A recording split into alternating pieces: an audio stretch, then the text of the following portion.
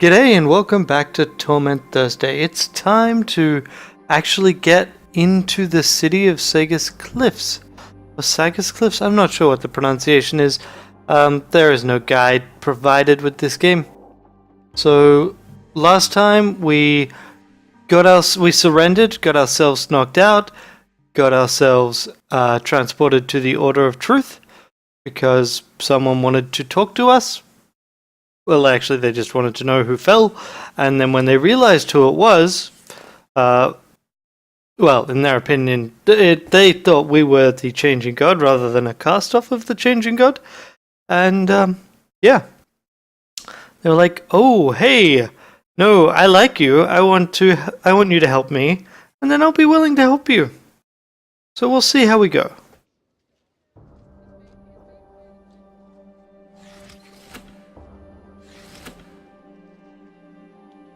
Okay, so we got nanos, levies, wealthy townspeople. Can we talk to them? Will they have anything useful to say? That damnable woman! You looking for the Order of the Truth? No, I'm fine, thanks. So we can, yeah, so we're just gonna get these things popping out. What do you say? Okay. They don't like each other. Gotcha. What's this? Sheila the Great who struck off our chains. Cool. Ooh, that's interesting. I mean, this is what this episode is likely to be. Me looking at things going, oh, that's interesting. This fountain is constructed of a material that seems halfway between wood and stone. It doesn't contain water, as what might be expected. Instead, it's filled with swarming tiny fish-like creatures that leap and cavort in a wriggling mass, babbling to each other in what sounds like 1,000 different tongues. Let's listen to what they're saying.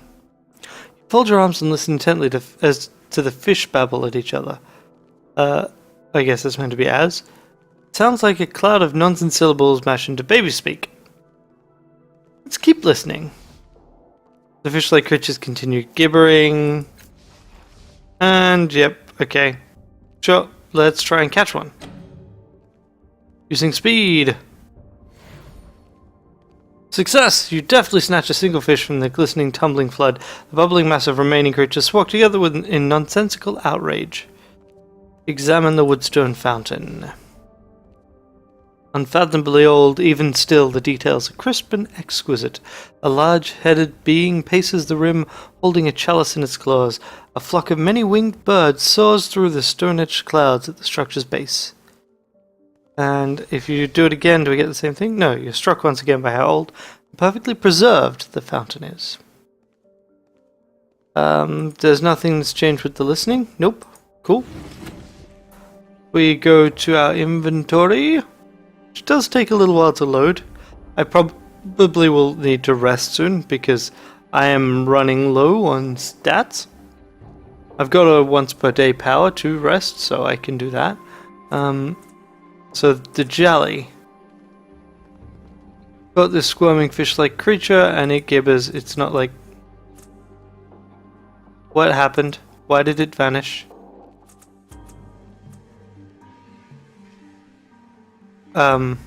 That's not cool.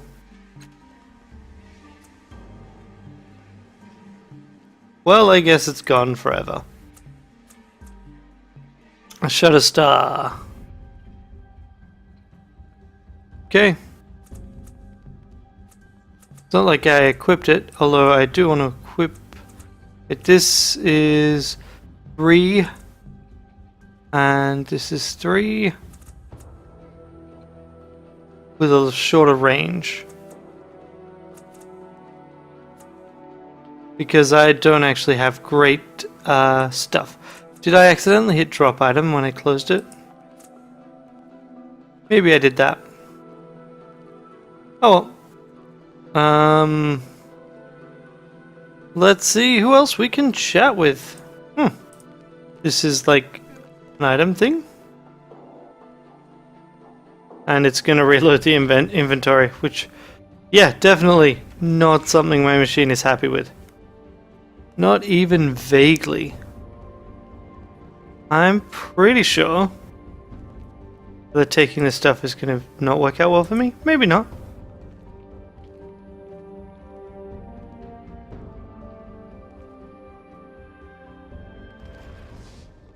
In the shade of a stall made from the finest material stands a tall, thin, and exquisitely dressed older man. You've never seen a man more exquisitely dressed. The cut, the colour,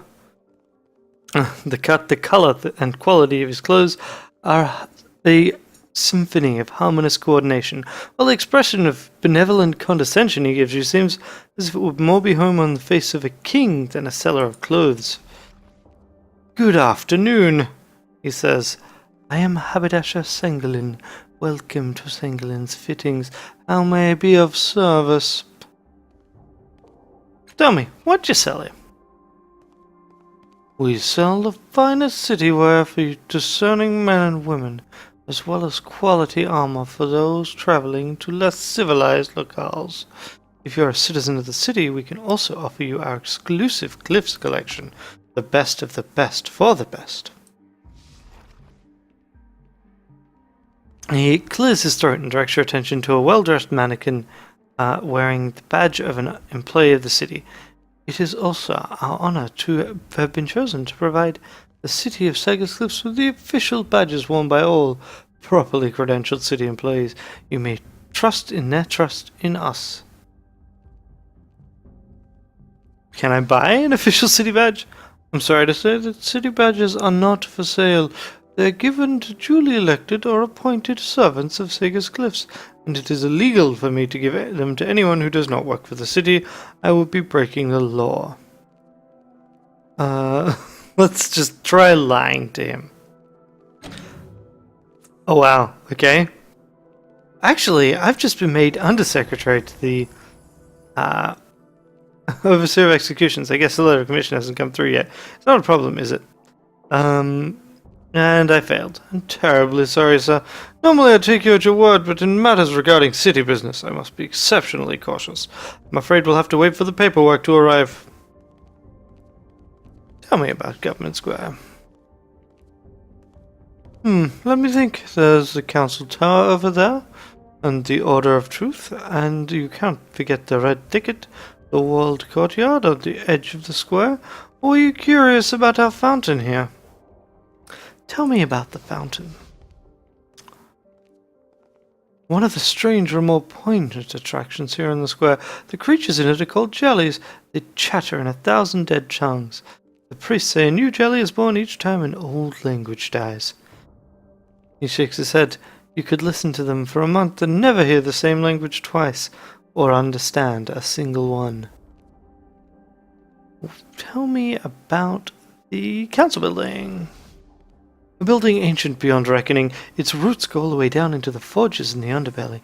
It sits within it sits the Council of Sagas Cliffs, the finest, fairest legislative body in the Ninth World. I don't say that because they're most valued patrons. They've run the city well for centuries, and thanks to me, they look magnificent doing it.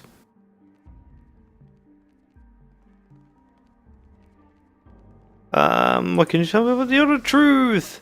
They're a credit to our city, wise scholars and deep thinkers. Excellent custom as well. They're very particular about their robes. What's Red Ticket? Ah, yes, the Whispering Wood, I call it. A very curious and ancient place. You can talk as loud as you want in there, but nobody but the person you're talking to can hear you.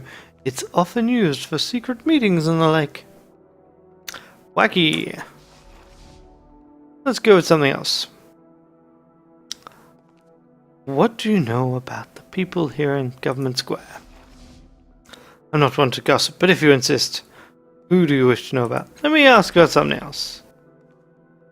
Let's try and steal from him. Oh yeah.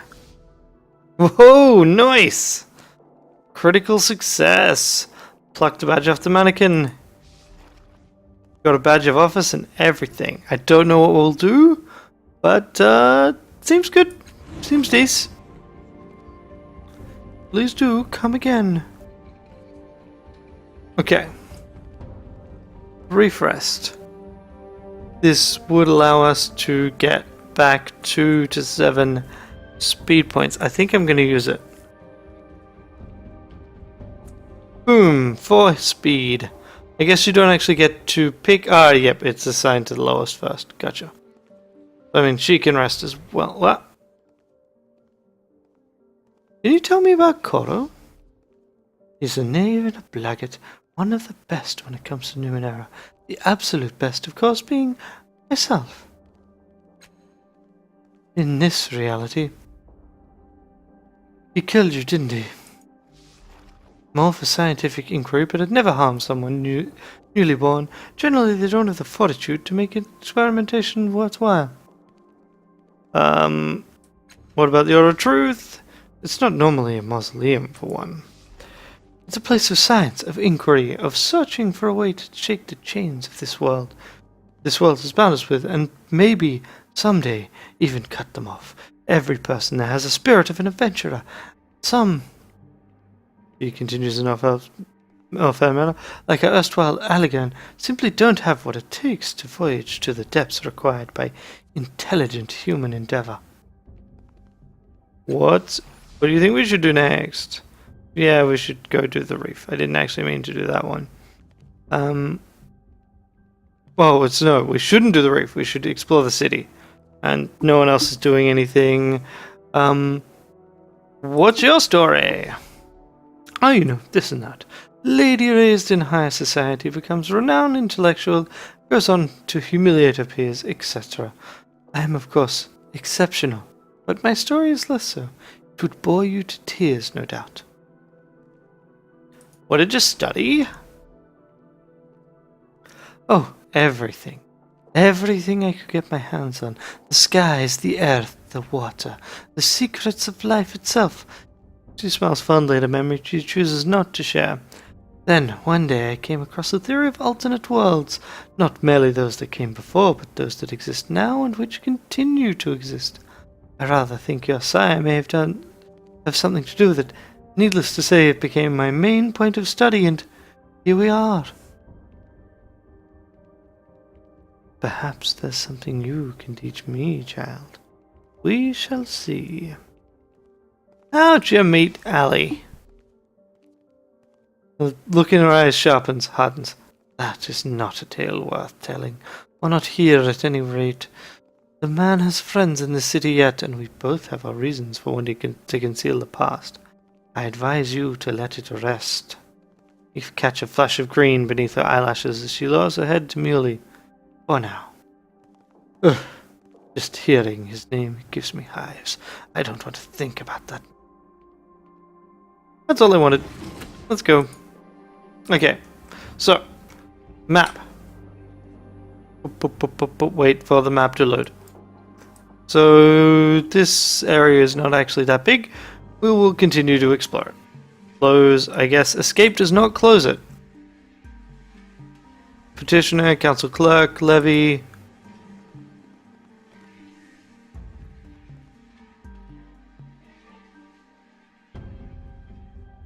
Kitties. I still have cipher sickness, don't I?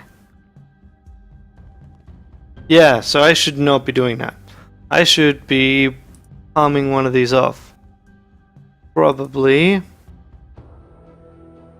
the don't want to get rid of that. You know what? Let's give this one to and then I really should have done that earlier because it would have made all of my tasks easier. Everything is easier by 3 than it was before I got rid of that. This is why you're meant to use them up. Like, you're not meant to just hang on to them forever. They're meant to be, you know, sign in and use. Can we chat to the clerk? Ah, those are the levies that were talked about last time. Behind a lectern, a four-eyed, hairless mutant processes the paper with balletic grace. He is endlessly snapping the elegant fingers of his left hand, and each time the air twists and shimmers, either disgorging a document to be processed, or accepting one that is completed with his ink-stained right hand. Each of his eyes regards a distinct object, portals that are opening, preambles and recitals that must be reviewed, his own addenda that must be flawless. One eye twitches in your direction.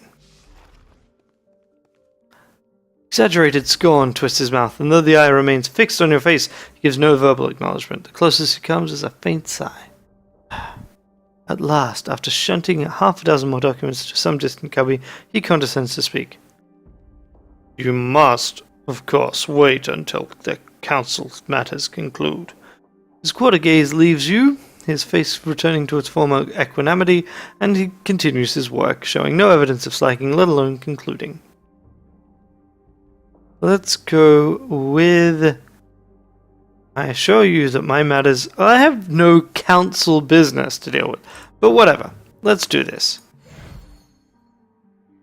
The clerk conveys his personal regard for the importance of your matters with a long, loud sigh. But he focuses one of his eyes on you.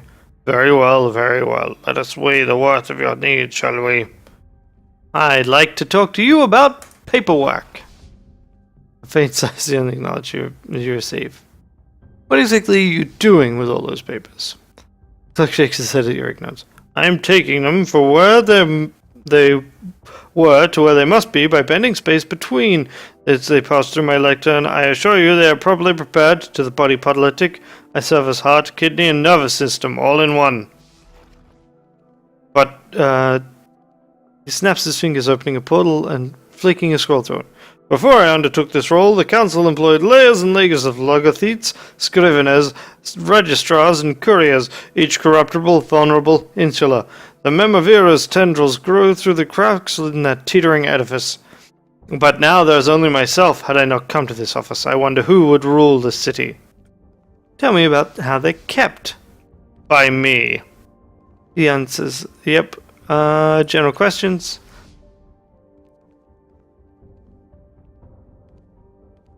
What exactly is the council? And how does it govern Sagas Cliffs? Paper governs Sagas Cliffs. Paper allows the few to rule over the many. Paper allows the many to organize into a single whole. Authority resides in diktats, compacts, agenda, the means by which thoughts are refined, disseminated, and preserved. Of course, the council has a part as well. Each of the slave families sends a representative, and they dicker and bicker until they form the will embodied in paper. And I am their clerk. Tell me about the city's history. Why exactly would an overburdened clerk be able or willing to recite the city's sad tale of decline? Then a certain twinkle appears in all four of his eyes, and he begins to shrink. Here is what the documents reveal, not in their words, but in their very selves. He works faster as he tells his story. Centuries, millennia ago, when the Ninth World was fresh, the city began. Its founders kept meticulous records. All lost. Only the columbarium that held them remains. A time of aristocrats followed. Each paterfamilias traced his lineage to ancient heroes, inscribed these lies in stone. Today, those tablets paved the midden heaps and built in the wake of Chila's rebellion. That came later. First came the tact, and they laid siege to Sagas Cliffs. The city's records degraded like hygiene and decency. Proper documentation falters in long years of terror. But the siege failed, and the Tabat vanished. Next, an age of decadence, the long gestating consequence of the aristocrats' ever more outlandish choices. In screeds, they laid out their reason to the people, not to explain, but to mock. Naturally, rebellion followed. Chila cast down the old lords and raised up new slave families. An empire expanded, contracted, holidays and boulevards changed names, all else persisted, corruption most of all. At last, a new clerk came, bringing order, and we are here. Must have uncovered fascinating stories about the city in all this paperwork. Naturally. Clerk replies, but for a moment, notions of privacy and probity keep him quiet. Then one of his eyes flicks in your direction, and you can see he is avid to indulge the twin pleasures of voyeur and the gossip. There's this from an ambassador sent to the Steadfast ages ago. He snaps his fingers, summons a dispatch, and clears his throat. Today, with great ceremony, the Aeon priests buried a man said to have lived for 987 years. I asked how this greybeard had lived so long and was told thus. 1,000 years ago, there was a painting of spectacular beauty hung in the Dirk Hall, a relic from before the Ninth World. For reasons unknown, the work was incomplete. The Amber Pope believed that, if finished, it would reveal a truth about human nature that had eluded all intellectual inquiry. He proclaimed that whatever painter could complete it would receive a cipher that would enable him to live 960 more years. Great artists flocked to the Durkle to examine the masterpiece, but when they saw it, none dared lift a brush. At last, a young whitewasher approached, carrying brushes, rollers, and buckets of paint. "I can finish this," he declared. The Amber Pope nodded, and the boy flung an entire bucket of paint across the canvas. The blank region was filled, but the painting was splattered white, its majesty gone. The Pope held his vow and bestowed longevity upon the whitewasher. He was, however, borne to the torture pits below Durkle, where he remained until that very day, when at last his long life ceased. Ooh, shit, that is nasty. I mean, I kind of want to do this. Oh, what? Nature didn't create you. I created you. Your words are enough to stop the clerk in his work, if only for a moment. All four eyes stare at you, probing, searching for smoke on your lips, or twinkle in your eye. Finding nothing, he resumes writing the city's papers. But some of the grace is gone from his long fingers. He sniffs. Next, no doubt you'll be jesting about betting my mother. His forced tone reveals he took it for no joke, but for all his gift in filing, he seems unable to fit what you've told him into his mind. That's really somewhat of a non sequitur. Farewell.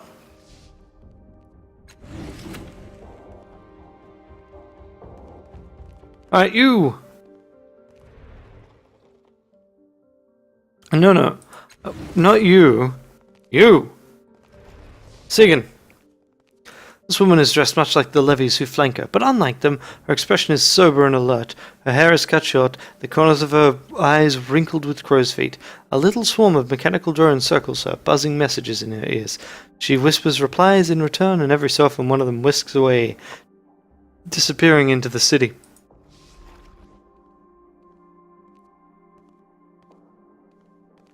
Sorry, just trying to think of how to do a voice. I'm not exactly that great at them. What is it, citizen? She pauses, her eyes darting to your tattoo and then to your face. No, you're the one they call Adon. I heard you were in the city. Yeah, it's basically the same voice as all the others, isn't it? It's been 10 years since your last visit. I was too young to know of you then, but the drones remember. What do the drones remember about me? On cue, two of our attendant drones sit close to her ear, emitting a stream of raspy noise. It might be some sort of language. You keep to your own affairs, but everywhere you went, the city held its breath. People deferred to you, even the ones with knowledge and influence and power. You look the same as you do now, exactly the same. I want to know why, if you don't mind telling me. I want to know what you're doing in Segas now. The stories they tell me are troubling. I'll have to keep an eye on this one. Just seeing the sights. Falling star, for example? Did you arrive too late to see it? Or did you land on our shores at exactly the same moment? It turns casual, but she watches you intently. There was a fight in the reef around that time. Did you witness that too? No need to tell me. Better for us both this way. But I didn't fight. There wasn't a fight in the reef. Unless, well, whatever. Another drone swoops past you, stopping just short of the woman's head. It releases a series of rasping buzzes and squawks. You whisper something through it and glances back in your direction. What was it you wanted? Who are you? Sigan, captain of the levies. I'm not a levy myself, but I command him. Who are you again? No. What are levies? Soldiers and the citizen service. They keep the order in the city. Every citizen is required to raise a levy for the city's defense. The price is a year of their lives. Do levies keep every district safe? No. Underbelly lives by its own law. Cliff's Edge lives under no laws at all. If levies don't keep order in the underbelly, who does? A man called Folsom. I don't know anything about him, except that the council needs him, and so he does whatever he likes. Why don't you send in levels to Cliff's Edge? A lot of homes have been collapsing, and the city hasn't been able to help. The council believes that the presence of levies could incite them to violence. It's the Memavira. The council's giving a free rein outside the bloom as well. Levies seem awfully happy. A smile and a pleasant demeanor could have 100 explanations. This whole city is full by him. I know the levies better than anyone, so the truth is plain to me. Though I'd be lying if I'd claim to truly understand him. If I only had a year to live that wasn't my own, I wouldn't be happy either. Are you sure they're not happy? They only seem so. They're not. Other questions? What's in the building behind you? I know you lived there for a time. How is it you don't recognize the seat of the government? Must learn something more about these cast-offs. Something isn't right about them. Too focused on my studies, I guess. Sounds like something an Aeon priest would say, but they're savvier than they pretend to be. Some of them, anyway. Council meets in there. Represented from every slave family and some of the guilds, depending on who's in favor. Hardly anyone goes in and out through the doors, though. They're just a formality. Most people have other ways of getting inside and out. Alright, let's do that. What were we saying to those drones? They carry my orders to levies all around the city, and they bring back reports from the levies to me. She raises her hand, and the drones buzz something unintelligible. A few years ago, the Aeon priest found him buried underground and brought him back to life. I learned their language, so our conversations are safe from prying ears. Done. Farewell to you, whoever you really are. I mean, I am done. I am genuine man's. Tap. Name people, name people. You are named, I saw. This woman appears to be absorbed by what she's doing, her blue eyes narrowed in concentration. You realize that she's the nicest person you've seen in a while, and you feel almost compelled to approach her. She shakes out the golden cluster she's examining and holds it up to the light. Such beautiful colors, she murmurs. Meets your gaze. It would look lovely on you. What? Can you tell me about this place? Government Square? Yeah, I'm not going to bother with that. Okay. Who are you? My name is Alson Perry. You can call me Alson if you like. I'm a chirurgeon, but I mostly work with children. You know, healing scraped knees and the occasional broken bone. We're lucky in Segas that it's rarely more serious. What are you doing? Waiting for an appointment, she says with a tentative smile. Very well. That's it. Okay, take care. Cool.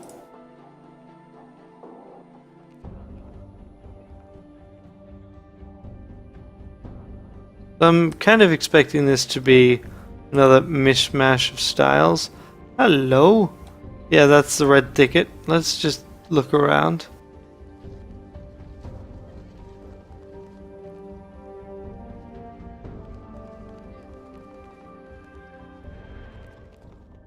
Metal rungs have been fastened to the side of the structure, extending into the darkness below. I don't know where that goes. Let's not do it just yet. Let's go and see what this red ticket. Structure's made out of a strange material. It's also made out of wood stone with alien symbols drawn on it. Because I think this is basically the last stuff in this immediate area, and then I guess we'll call it for the day, because doing one area a day seems, well, one area a session, seems like about the speed that we can really maintain, so sounds good. Ian, who knows? This woman's expression defies easy explanation. It's cool and professional, but focused and interested. She nods at you and clasps her eyes. I haven't seen you here before, she says, her voice is oddly muted. Before we begin, you should understand where we are. She gestures to one of the plant-like structures. This is the red ticket. No one can listen in to our conversation here. You can only hear me because I am speaking to you directly. You are trying to read my thoughts. You won't find anything in my mind. If I could be undone by such a simple trick, I'd be out of business. It's a useful skill nonetheless. People's best secrets are rarely found on the surface, but their thoughts can guide you if you listen. I expect you and I will have much to talk about. Have you come to trade? I can't read your thoughts, but you can read mine? No. If I could, I'd have no need to trade now, would I? Don't worry, I'm a broker, not a thief. Trade what? Information. I'm a knowledge broker. A hunter of information. Come to me with questions. If I have answers, I will trade them. She straightens further and blinks once, managing to make the simple action look as though it was planned in advance. My pricing is simple, a secret for a secret. The only condition is it must be one I do not already know, and I warn you that I know a great deal. How do I know you won't claim to have heard a secret you've never heard before? A fair question. But I don't bother with assurances. You can either judge my honesty yourself, or take your business elsewhere. What's the catch? Well spotted. There is one, but it's hardly unexpected. Anything you choose to tell me will of course be traded to others in due time. In short, if you wish to keep something a secret, don't tell it to me. Let's see. What secrets do we have? What information do you need? No, I don't want any info then. Gilbert dignitary? What? I'm afraid you've caught us acting like children. Can't hear a thing I'm saying to my colleague, can you? No. That's the whole point. Merchant, glaive. The glaive is the fighter type. Got business here, it don't involve you. The slim man looks to be in good shape, though his face remains hidden within his hood. He carries himself with confidence. His clothing exudes something like smoke that makes him look like a bit of a ghost. Perhaps the man can't be found if he doesn't want to be. Erethorbren, pleasure. I'm a merc, head of the Ianti Inspector Company. What brings you to the Red Thicket? Tell me more about the Ianti Inspector Company. We do infiltration, mostly. He says with a smoothness that implies he's given this speech before. Sabotage, assassinations, assorted hostile recovery. The city hires us on from time to time to handle local threats, problematic tribes, roving predators, you name it. It's pretty quiet these days, not like when we got started. Our first big job was a series of assaults in the Endless Battle. He looks familiar. That tattoo especially. Can't think why I'd know him, though. What's the Endless Battle? Really? Alright, it's basically what it sounds like. A fight that's given to people like me, a solid payday for more generations than anyone could count. As far as I've heard, it's a scrap between the local rival factions of the rival factions of the Changing Gods cast-offs. What about... I couldn't tell you. Getting interested in a why of a war always ends up being bad for business. What did you do in the Endless Battle anyway? Can't say. Contracts, you understand. All I can tell you is that Chalcedon pays on time, and that's more than I can say for some of the employees I've had over the years. One of the best jobs I've had. Who's the Chalcedon? Chalcedon? One of the commanders on the Changing God side. Pays well and on time, and that's the extent of my opinion on the matter.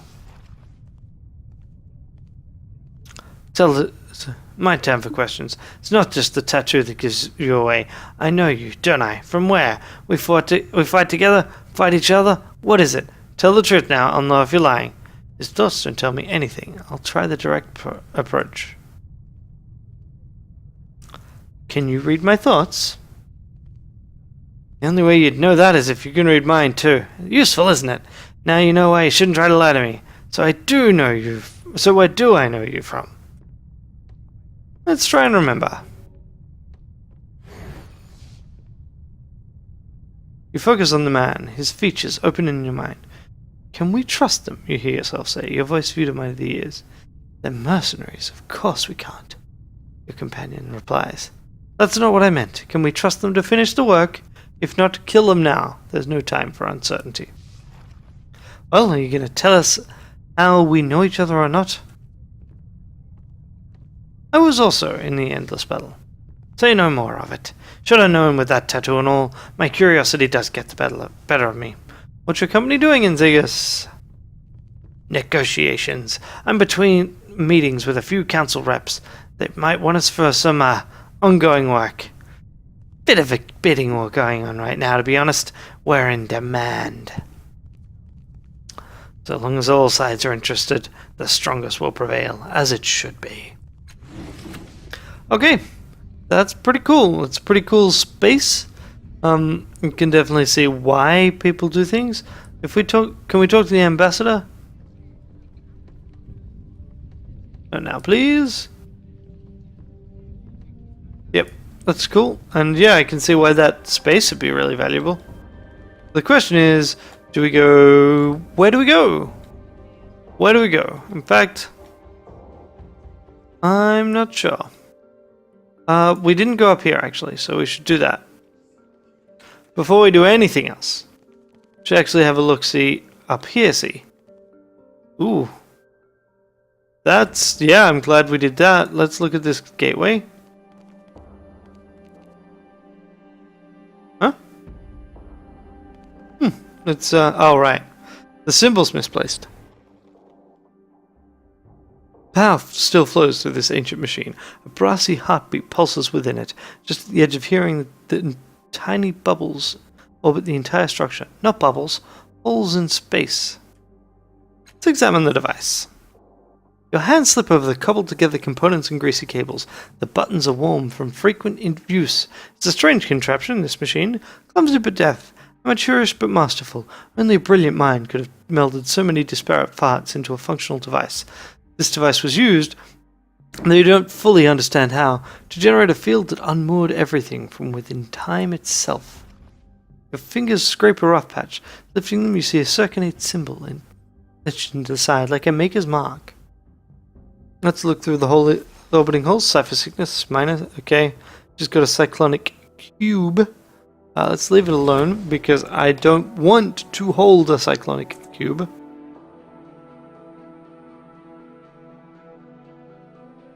Okay, doesn't actually tell me what it does. I'm going to actually use the free recovery thing, because I'm basically running out of cipher slots, and this gives me some more speed. Fantastic. Because then I want to actually use amanuensis, which is going to use this, and I didn't want the extra difficulty. Try to remember why this machine feels so familiar. Close your eyes to better concentrate, sinking into the currents of a memory that does not belong to you, or at least the body you're in. You hear the thunderous heartbeat of the operational generator, calling you from across the centuries. You open your cold, focused eyes, ignoring the screams, the drifting tangles of black smoke. Your attention is solely focused on the health of the machine's heartbeat. You reach into the hissing guts of the generator, adjusting, tuning, hoping. Your heartbeat bleeds into the presence. Your body's hand, rests on the rusty surface of the now ancient machine. So, anything change when we do that?